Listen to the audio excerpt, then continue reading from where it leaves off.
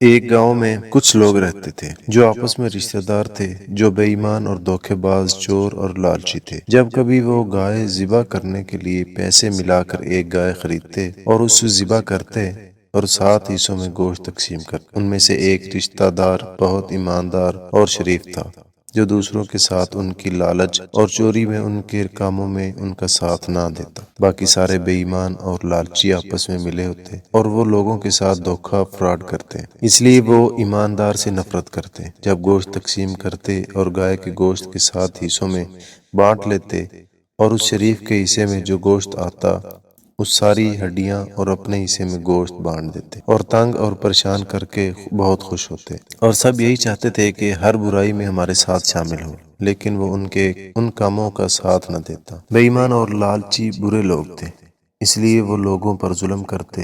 ایک دن وہ ایماندار گاؤں کے سیانے بزرگ کے پاس گیا اور اسے بتایا کہ جب کبھی ہم گائے ذبح کرتے ہیں تو میرے رشتہ دار میرے حصے میں میرے ساتھ دھوکہ کرتے ہیں۔ ایماندار گاؤں کے سیانے کے بزرگ کے پاس گیا اور اسے بتایا کہ جب کبھی ہم گائے ذبح کرتے ہیں تو میرے رشتہ دار میرے ساتھ دھوکہ کرتے ہیں۔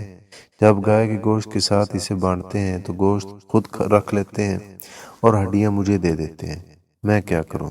اس سیانے بزرگ نے کہا، میری ایک بات یاد رکھنا، فکر نہ کیا کرو، جو دو گے وہ لوٹ آئے گا۔ اس بزرگ نے کہا، جب تم یہ گوشت تم لوگوں اور اپنے رشتہ داروں میں تقسیم کرو گے تو تمہارے رشتہ دار بھی تم گوشت دیں گے، اور وہی رشتے جنہوں نے تمہارے ساتھ بے ایمانی کی وہ تمہیں گوشت بھیجیں گے، کیونکہ ان کے پاس سارا گوشت ہے اور سارا گوشت اکٹھا ہو جائے گا۔ اور جب تم اپنے حصے میں گوشت انہیں دو گے وہ ساری ہڈیوں والا گوشت ان کے پاس جائے گا، تو اس طرح انہوں نے تمہیں جو دھوکہ دیا وہ ان کی طرف لوٹ جائے گا۔ اس نے جب خدا کا نام لے کر گوشت تقسیم کیا وہ سارا ہڈیوں والا گوشت دھوکے بازوں میں تقسیم کر دیا، اور جب دھوکے بازوں نے تقسیم کیا تو اس ایماندار کے بہت سارا گوشت اکٹھا ہو گیا۔